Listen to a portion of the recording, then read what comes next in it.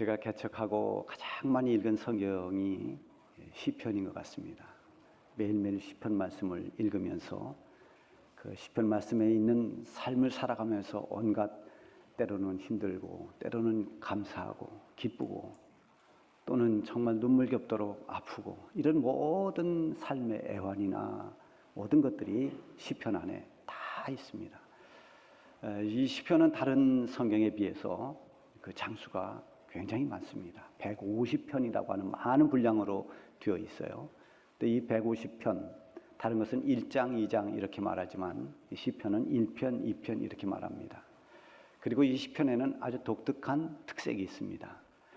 그 위에 보면 표제라는 것이 있어요. 그래서 그 표제에 보면 여러 가지 이렇게 제목처럼 써져 있는 게 있습니다. 오늘 우리가 읽은 이 본문에도 표제가 있습니다. 거기에 보면 뭐라고 써 있습니까? 다윗의 시, 유다 광야에 있을 때. 이 시편을 읽을 때 우리는 이 표제를 한 번쯤 반드시 읽어볼 필요가 있습니다. 그냥 지나치지 말고 좀 관심 있게 볼 이유가 있는 것은 이것이 누구의 시며 또 어떤 배경에서 이 시가 쓰여졌는가를 이 표제에 기록을 했습니다. 그러니까 이 시편 63편은 표제에 있는 것처럼 다윗의 시, 유다 광야에 있을 때 다윗과 유다 광야라고 하는 이 연계성이 있습니다. 그런 관계가 있습니다. 사람마다 다 어떤 장소와 관계가 있어요. 연재국 목사 주중교회 하면 금방 연관이 되죠. 어떤 사람이든지 자기가 기억할 만한 그런 특별한 장소가 있습니다. 이 다윗에게 있어서 유다 광야라고 하는 것은 다윗의 인생에 가장 힘들고 고통스러웠을 때 그때 지냈던 곳이 광야입니다. 유다 광야입니다. 그래서 다윗이 이 유다 광야를 떠올리면 매우 힘들고 고통스러웠던 곳, 아마 그렇게 그 유다 광야가 떠오를 것입니다. 저희 고향에 그 마을을 끼고 긴 산이 아주 얕은 언덕 같은 얕은 산이 길게 이렇게 쭉 뻗어 있었습니다. 그래서 대부분의 우리 마을 사람들의 논밭이 그 앞이나 아니면 그 산언덕 너머에 밭들이 이렇게 있었어요. 제가 어렸을 적에 저희 어머니에게 들은 이야기입니다. 저희 어머님이 협심증이 있었고 이 심장으로 인해서 많이 고생을 하셨는데 그것 때문에 제가 나중에 크고 난 뒤에 그 옛날 이야기를 들었습니다. 시집 온 지 얼마 안 돼서 제가 아주 어렸을 적에 어느 날 이렇게 저희 어머니 혼자 집에 있는데 먹구름이 끼면서 갑자기 비가 내리기 시작했습니다. 그래서 시골에는 그 당시에는 소를 다 아침에 풀을 뜯을 수 있도록 밖에다 내다 메어놓고 옵니다. 근데 이제 비가 오니까 소를 데리러 가야 되잖아요. 젊은 세대기 소를 데리러 그 산 언덕을 올라갔습니다. 산등성이에 막 올라서는 그 순간에 번개가 꽉 하고 쳤습니다. 바로 지척에서. 여러분 천둥 소리가 얼마나 큽니까? 벼락 치는 소리가 얼마나 요란합니까? 멀리서도 아니라 아주 가까운 곳에서 벼락이 딱 떨어지는데 불이 번쩍하면서 그 벼락 치는 소리를 들으면서 제 어머님이 깜짝 놀랐습니다. 그래서 넘어졌다는 겁니다. 그럼 얼마나 무서웠을까요? 다리가 후들후들거리고 심장 박동 소리가 들릴 만큼 그렇게 심장이 뛰었을 겁니다. 그 후로 그 산등성이만 오르면 그때 생각이 났던 겁니다. 벼락이 떨어지던 그 엄청난 소리와 함께 벼락이 떨어지는 무서운 광경이 떠오른 거죠. 또 밭이 하필이면 그 산등성이를 넘어가야 되니까 밭에 일할 수밖에 없는, 시골에서는 여름 되면 밭에 가서 일할 수밖에 없는 상황이라 그 밭을 가려면 반드시 그 산등성이를 지나가야 됩니다. 거기를 지나갈 때마다 그때 그 번개치던 두려운 생각들이 떠올랐을 것입니다. 이렇게 어떤 장소는 무언가를 떠오르게 합니다. 다윗에게 있어서 이 유다 광야는 무엇이 떠올랐을까요? 다윗이 사울 왕에게 쫓겨 다닐 때 그때 숨었던 곳이 유다 광야입니다. 그곳에 숨어서 군사들을 풀어서 다윗을 죽이려고 포위망을 좁혀올 때 다윗은 거기 숨어서 숨을 죽이며 긴장하고 불안하며 숨어 살아야 했습니다. 얼마나 불안한 삶을 살았을까요? 그랬던 광야, 유다 광야입니다. 그리고 나중에 다윗이 왕이 되었습니다. 왕이 된 이후에도 이 유다 광야의 경험이 있습니다. 그 경험 역시도 좋은 경험이 아닙니다. 다윗의 아들 압살롬이 반란을 일으켰습니다. 다른 사람도 아닌 자기 아들이 반란을 일으켜서 그 아들에게 쫓겨서 도망간 곳이 유다 광야입니다. 그 유다 광야에 가서 다윗이 얼마나 많은 생각들을 했을까요? 자식에게 쫓겨온 아비의 심정, 그리고 그동안 부자 간의 그 심한 갈등, 그런 것으로 인해서 많은 생각을 했을 겁니다. 또 상황이 이렇게 위기에 몰리니까 잘하던 신하들 가운데서 배신을 하고 압살롬 편에 선 이런 배신하는 사랑하는 신하들, 이런 등등의 아픔을 다 겪었던 곳, 그곳이 유다 광야였습니다. 우리가 각자 살아가면서 이 고난의 정도는 다 다르지만 우리 나름대로의 유다 광야와 같은 그런 광야를 만나게 됩니다. 광야를 원하는 사람이 아무도 없습니다. 평탄한 길로 가고 싶습니다. 그런데 우리의 생각과 상관없이 우리가 사는 인생길에는 이런 유다 광야 같은 피하고 싶은, 만나고 싶지 않는 유다 광야를 만나게 됩니다. 분명한 것은 그럼에도 불구하고 하나님께서는 이런 유다 광야와 같은 고난을 통해서 우리를 연단한다고 하는 것입니다. 우리를 훈련시키십니다. 우리를 그 광야 한복판에서 하나님의 사람으로 만드십니다. 그곳에서 하나님을 더 가까이 만나게 하십니다. 그 광야 같은 고난의 자리에서 믿음의 눈이 열리게 하시기도 하고 영적인 눈이 환하게 열려서 하나님의 넓은 세상을 볼 수 있는 영안이 열리게 하는 것도 광야입니다. 그렇게 해서 믿음이 견고해지면 어떤 어려움이 와도 잘 견뎌냅니다. 참아냅니다. 그리고 마침내 우리가 가야 할 이 믿음의 길을 잘 달려가서 사도 바울처럼 믿음으로 승리하는 승리자가 됩니다. 우리가 잘 아는 예수님의 제자 베드로도 처음에는 약했습니다. 뭔가 불안했습니다.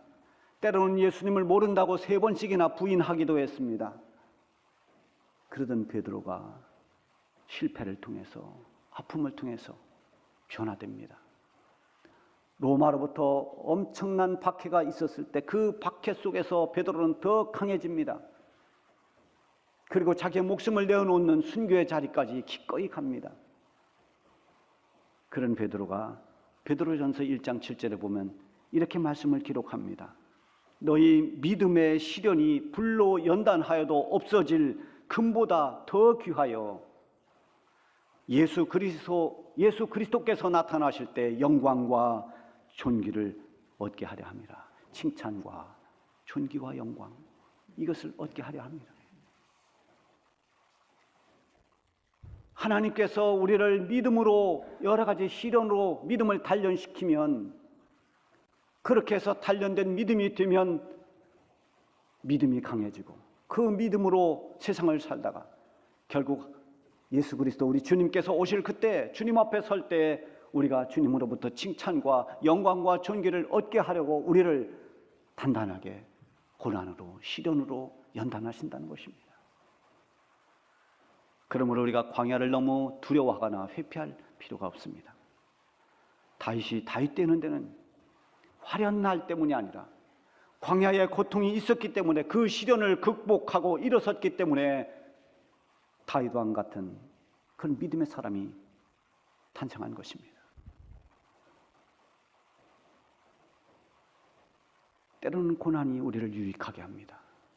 고난을 통과해야 우리의 믿음이 온전해지기도 합니다. 어떤 사람이 경험한 이야기인데요. 이 사람이 나비에 대해서 관심이 참 많아서 애벌레 때부터 계속 관찰을 했습니다. 이 애벌레가 어느 정도 되면 고치가 되죠. 자기 몸을 돌돌 말아서 고치가 됩니다. 그 안에서 어느 정도 이렇게 자라죠. 그리고 이제 거기서 나오면 나비가 되는데 그 고치를 뚫고 나오는 그 과정이 굉장히 힘이 듭니다.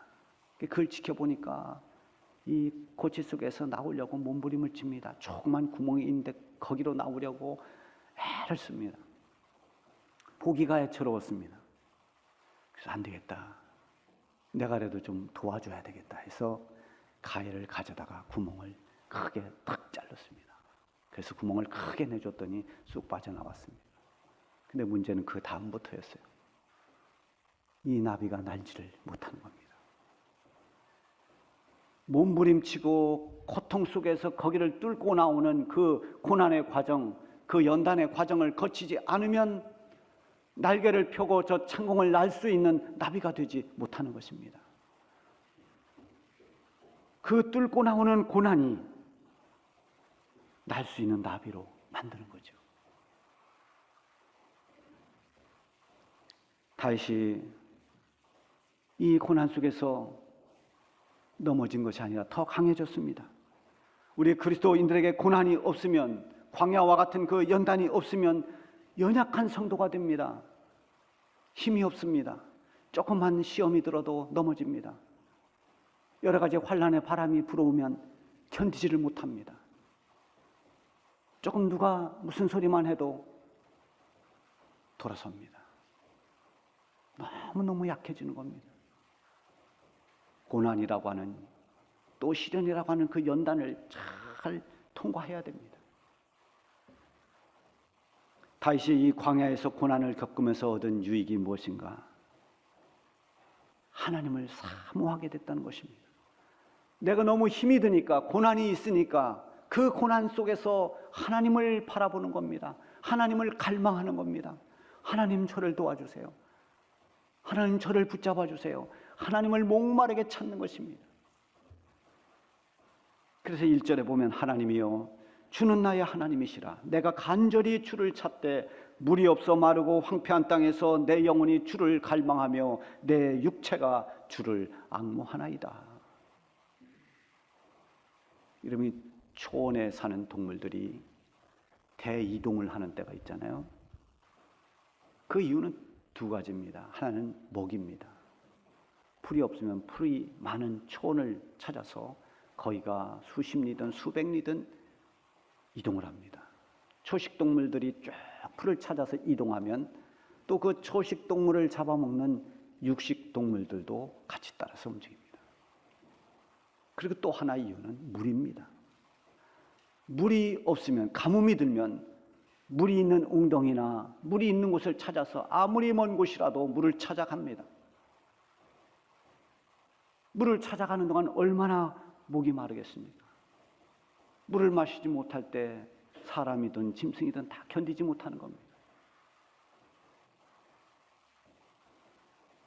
다윗이 얼마나 주님을 갈망했는가? 마치 물이 없어서 황폐한 땅에서 물을 찾는 것처럼 그렇게 주님을 갈망하고 내 육체가 주를 그렇게 앙모한다고 말했습니다. 만일 다윗이 편안한 보금자리에서 아무 일 없이 안전하게 지냈다면 하나님을 그렇게 사모했을까요? 여러분들이 매일 어떤 어려움도 없이 내가 기도하며 몸부림치며 하나님을 붙잡고 씨름하는 그 연단이 없으면 하나님을 그렇게 찾을까요? 광야의 고난이 다윗으로 하여금 하나님을 찾도록 했고 하나님을 사모하게 했고 그렇게 해서 하나님을 만나는 축복의 자리까지 이르게 됩니다. 잠언 8장 17절에 보면 나를 사랑하는 자들이 나의 사랑을 입고 나를 간절히 찾는 자들이 나를 만날 것이니라. 하나님을 만나는 사람들이 누굽니까? 하나님을 간절히 찾는 사람들입니다. 시편 107편 9절에 보면 그가 사모하는 영혼에게 만족을 주시며 줄인 영혼에게 좋은 것으로 채워주심이로다. 아멘. 사모하는 영혼을 하나님은 만족하게 하시고 목마른 심정으로 주님을 찾고 주님을 바라보는 영혼들에게 좋은 것으로 채워주신다고 했습니다. 다윗은 광야의 연단을 통해서 하나님을 가까이 했고 하나님을 사모하면서 하나님께서 채워주시는 하늘의 은혜와 그 많은 위로를 받았습니다. 세상에서 얻을 수 없는 기쁨을 얻었고 세상에서 맛볼 수 없는 평안을 맛보았습니다. 하나님의 권능과 영광을 보는 것이 얼마나 감격스럽고 하나님의 사랑을 받는다는 것이 얼마나 귀한 것인지를 체험한 곳이 광야입니다. 2절에 보면 내가 주의 영광과 권능을 보기 위하여 이와 같이 성소에서 주를 바라보았나이다. 하나님을 예배하면서 하나님의 영광을 본다는 것은 감격입니다. 신령과 진정으로 예배드리는 곳에는 하나님의 영광이 있습니다. 하나님의 임재와 하나님의 권능이 나타납니다. 하나님의 영광, 하나님의 권능, 이것은 별도로 있는 것이 아닙니다. 거룩하신 하나님을 만나면 그 하나님으로부터 하나님의 영광이 나타나고 하나님으로부터 권능이 임하게 되는 것입니다. 예배를 형식으로 생각해서는 안 됩니다. 예배 가운데 하나님의 임재하심이 있습니다. 예배를 드리며 하나님을 사모하고 말씀을 갈망할 때 하나님의 영광을 보게 되고 하나님의 권능을 경험할 수 있게 되는 것입니다. 그래서 예배하는 가운데 악한 영들이 물러가고 우리를 사로잡고 있던 잘못된 생각들, 악한 생각들이 떠나가기도 하고 우리 육체의 병이 낫기도 하고 우리 마음의 상처와 아픔들이 치료받기도 하고 하나님의 은혜로 우리의 영이 새로워지는 이런 역사들이 일어나는 것입니다. 이것이 바로 예배를 통해서 임하는 하나님의 임재와 하나님의 영광과 권능을 증명하는 것입니다. 이어서 다윗은 3절에 이렇게 말합니다. 주의 인자하심이 생명보다 나음으로 내 입술이 주를 찬양할 것이라. 주의 인자하심이 생명보다 낫다. 때 이 인자하심, 헤세드라고 하는 것은 하나님의 자비, 하나님 사랑 이런 걸 말합니다. 하나님의 사랑이 내 생명보다 더 낫습니다. 이 말을 의역한다면 내가 하나님의 사랑을 받고 있다면 나는 생명도 아깝지 않습니다. 내 생명보다도 더 소중한 것은 하나님께서 지금 나를 사랑한다는 것입니다. 이런 의미죠. 우리가 어떤 상황에 놓여 있더라도 아니 내 생명이 끝나는 그 순간을 맞는다 하더라도 하나님의 인자하심이 나를 감싸고 있다면 하나님의 사랑이 나를 붙잡고 계시다면 그 사랑이 얼마나 소중한 것입니까? 우리가 이제 3월 달에 주님의 십자가를 생각하면서 부를 3월의 찬양이 있습니다. 거기에 예배 전에 우리가 불렀습니다만 가사에 보면 그 사랑 얼마나 아름다운지 그 사랑 얼마나 나를 부욕해 하는지 그 사랑 얼마나 크고 놀라운지를 그 사랑 얼마나 나를 감격하게 하는지 주님의 사랑을 알면 우리는 감격합니다. 아무리 깊은 고난 속에서도 하나님의 사랑을 확신하고 그 사랑을 깨닫고 감격하는 사람에게는 광야도 하나님과 동행하는 곳이 되고 깊은 감옥도 하나님을 찬송하는 장소가 됩니다. 다윗은 이제 하나님의 영광을 보고 하나님의 사랑을 깨달으면서 유다 광야가 불행하고 어두운 시련의 자리가 아닌 하나님과 동행하는 자리요 하나님께 감사하고 하나님을 찬양하는 곳이 되었습니다. 4절에 보면 이름으로 나의 평생의 주를 송축하며 주의 이름으로 말미암아 나의 손을 들리이다. 5절에도 골수와 기름진 것을 먹음과 같이 나의 영혼이 만족할 것이라. 나의 입이 기쁜 입술로 주를 찬송하리로다. 다윗이 이 유대 광야에서 그 황폐한 곳에서 주님을 갈망하고 주님을 앙망하면서 하나님을 만났습니다. 하나님의 권능을 보았고 하나님의 사랑을 알았습니다. 그리고 나서 더 이상 다윗에게는 이 광야는 고통이 머무는 장소가 아니라 하나님의 은혜를 경험한 장소가 되는 것입니다. 그에게 이제 광야는 찬송의 자리가 되었습니다. 평생 동안 하나님을 찬송하겠다고 말하는 다윗에게 이제는 어떤 장소, 어떤 환경, 이게 문제되지 않습니다. 그야말로 주님이 함께하면 그것으로 만족하는 것입니다. 우리가 자주 부르는 찬송, 높은 산이 거친 들이 초막이나 궁궐이나 내 주 예수 모신 곳이 그 어디나 하늘나라. 초막이 됐든 궁궐이 됐든 어느 곳이 됐든 주님과 함께 있는 곳, 주님을 모신 곳, 그곳이 하늘나라라고 고백하는 것입니다. 이제 다윗에게 중요한 것은 고난이 있느냐 없느냐가 아닙니다. 하루하루 하나님의 말씀을 붙잡고 사는 것, 어디에서나 하나님과 동행하는 것이었습니다. 그래서 그는 하루를 마치는 시간에 주님을 기억하면서 잠자리에 듭니다. 그리고 하루를 여는 새벽에 일어나 주의 말씀을 읊조리며 주의 말씀을 묵상하고 되새기며 하루를 엽니다. 6절에 보면 내가 침상에서 주를 기억하며 새벽에 주의 말씀을 작은 소리로 읊조릴 때에 하오리니. 침상에서 주를 기억하고 새벽에 주의 말씀을 읊조린 다윗처럼 하루를 열고 하루를 다듬이 주님과 함께하는 그런 축복이 되기를 바랍니다. 결국 다윗이 이 유다 광야에서 하나님을 앙모하며 하나님을 만나고 나서 얻은 결론이 있습니다. 그것이 오늘 본문 마지막 절 7절입니다. 주는 나의 도움이 되셨습니다. 내가 주의 날개 그늘에서 즐겁게 부르리이다. 위험에 처했을 때 그 위험으로부터 나를 지켜주시고 보호해 주셨음을 주의 날개라고 표현했습니다. 주의 날개는 주님이 고난 중에도 내 영혼을 지켜주시고 내게 은혜를 주시는 것을 말합니다. 하나님을 사모하고 찾고 도움을 구한 사람들의 고백은 다 같습니다. 하나님은 나의 도움이시다.